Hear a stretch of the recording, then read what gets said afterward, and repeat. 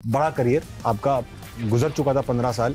Drama लिखा आपने, ये मेरे लिए बड़ा सरप्राइजिंग था जब मुझे पता चला कि आपने ड्रामा लिखा है। I wasn't expecting this. सुना बेगम ने चैलेंज किया था?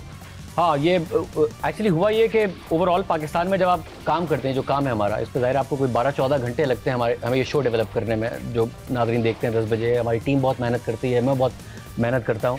मगर ये एहसास होने लगा था कि शायद बहुत मोनोटनी पाकिस्तान में फ़र्क डालना बड़ा मुश्किल है, कि पाकिस्तान में फ़र्क डालना शायद इतना आसान नहीं रहा है। तो ज़ाहिर सेंसरशिप है पाकिस्तान में, पॉलिटिक्स पे बात करने के आपके पास स्पेस कम है।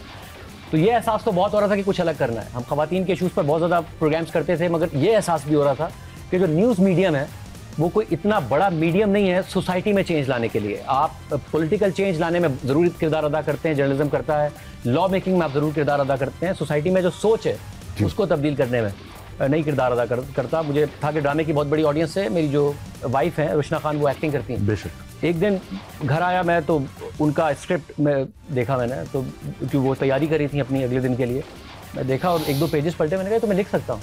तो मैं मजाक कर रहा हूँ। तो मैंने कहा छोड़ो, अपना काम में इतनी ज़्यादा मेहनत कर रहे हो। तो मैंने कहा नहीं, मैं सीरियस हूँ, मैं लिख सकता हूँ। उस वक्त मैं इंजरी मुझे हो गई थी, तो जिम विम भी नहीं जा रहा था, तो हो रहा था कि क्या करूँ काम। ये जब शो भी करता था तो शो से पहले कॉलर लगा के रखता था, शो के अंदर शर्ट के नीचे ब्रेस पहनना पड़ता था क्योंकि हाथ में बहुत ज़्यादा दर्द हुआ करता था। तो फिर मैंने कहा यार चैलेंज करिए कि नहीं लिख सकते तो लिख के देखते हैं। तो यही टॉपिक था, इस पर रिसर्च करना शुरू की, लिखना शुरू किया। शुरू में बेगम बहुत नाराज़ होती थी कि शुरू में बेगम बहुत नाराज़ होती थी और ये तस्वीरें ले लेके वो मेरे फिजियो को या दोस्तों को भेज रही होती कि इसको समझाएंगे ना, देखिए आपने पूरी गर्दन तोड़ लिखा है, ये आपने रुशना से लिया तो जी जी। तो वो कहती थी कि मत करो, क्योंकि मुझे होता था वो कि रात को सोते में से उठ जाता था मैं कि रुशना सो गई और फिर लिख रहा होता था। फिर मुझे पता था कि स्टडी में रुशना आएंगी, तो मैं कभी बैल्कनी में बैठ के लिख रहा होता था, कभी किचन में तक में मैंने जाके बैठ के लिखा है कि छुपके तक इसको नजर ना आ जाओ कि मैं लिख रहा हूँ। और वो मुझे बहुत ज़्यादा मना कर रही होती थी कि भाई अपनी इंजरी का ख्याल करो, क्या ज़रूरत है लिखने की। वो बहुत परेशान थी वो इस बात को लेकर कि इसको दर्द है, वो बहुत दर्द होता था। फिर रुशना गई कनाडा, वो कनाडा से, आप भी माशाल्लाह से आपके मुल्क से हैं वो। क्या बात। जब वो छुट्टियों पे गई तो आमतौर पर होता था कि मैं 20-25 दिन बाद कह रहा था वापस आ जाओ। महीना गुजरा, 1.5 महीना गुजरा, 2 महीना गुजरा। रुशना क्या यार मैं आ रही हूँ कि मैं 1-1.5 हफ्ता एक्सटेंड कर लूँ। मैंने कहा महीना और एक्सटेंड कर लूँ। 1 महीना एक्सटेंड हो गया, तो 2.5 महीने बाद रुशना को हुआ क्या हो गया, हो क्या रहा है ये तो कह ही नहीं रहा वापस आने के लिए। मसला क्या है, पहले तो कहता था वापस आना। तो फिर जब वो कोई 2.5-3 माह बाद रुशना आई तो मैंने कहा ये स्क्रिप्ट लिख लिया।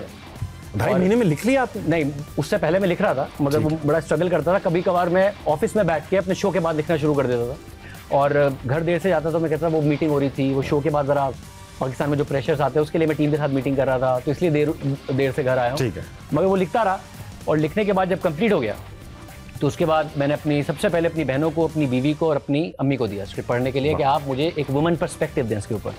कि ये क्योंकि ज़ाहिर एक ऐसी स्टोरी है जो कि रेप की स्टोरी है और पाकिस्तान में जो ख़वातीन के साथ प्रॉब्लम होता है रेप के बाद, उसके बारे में और केस लड़ना कितना मुश्किल होता है, उनका फीडबैक लिया। और उसके बाद में इस इंडस्ट्री में ख़वातीन जो कि लिखती हैं, जो कि प्रोड्यूस करती हैं या डायरेक्ट करती हैं, मैं उन सबके पास गया हूँ। मैं वैसे बहुत कम लोगों से मिलता हूँ, सैटरडे संडे पूरा का पूरा घर में गुजारता हूँ, बाहर जाने से मुझे बहुत उलझन है, मगर मैं हर एक से टाइम लेके जाता था। कुछ तो ऐसा भी हुआ कि कुछ मुझे चाहते थे कि मैं उनके न्यूज़ चैनल में आ जाऊँ, तो मैंने उनसे कहा आप अपना चैनल छोड़ें ना, आप मेरा स्क्रिप्ट सुन लें।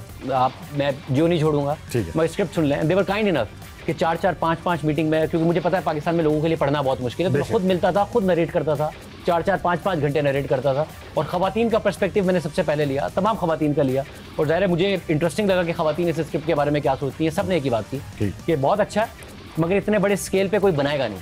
और जब तक ये बड़े, और मुझे ये था, मैं कहता था कि जब तक बड़े स्केल पे बनेगा नहीं तो इसको लोग देखेंगे नहीं। सही बात। इसको बड़े स्केल पर बनाएंगे तो ही इस इशू को लोग फॉलो करेंगे। सही बात। तो आई एम लकी कि मैं जियो में हूँ और मैंने मीर इब्राहिम से एक दिन कहा कि मैं 11 बजे के बाद आपके पास आना चाहता हूँ, 1 घंटा मुझे चाहिए, 3-4 एपिसोड मैं आपको नरेट करूँगा, उसके बाद आप फैसला कीजिएगा।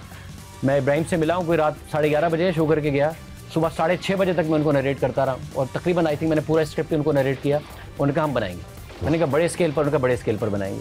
और फिर वो 7 स्काई के पास स्क्रिप्ट लेके गए और फिर अब्दुल्ला कादवानी साहब ने मुझसे कहा कि आपने जब इतनी रिसर्च की है इस स्क्रिप्ट पर, तो हम भी पूरा इंसाफ करेंगे इस स्क्रिप्ट के साथ। असद कुरैशी साहब, मुझे आज तक याद है, उन्होंने, मुझे था कि वो कहेंगे कि यार कमर्शियल नहीं है या वैसा नहीं है। मैं कह रहा था उनसे कि बड़े स्केल, उन्होंने कहा हम बनाएंगे, क्योंकि मैं अपनी बेटी को बताना चाहता हूँ कि मैंने ये ड्रामा बनाया है और बेटी मेरी ये ड्रामा देखे, और मैं चाहता हूँ कि मेरे क्रेडिट पर ये ड्रामा हो कि हमने ये ड्रामा बनाया और इसलिए बनाएंगे। क्या बात है।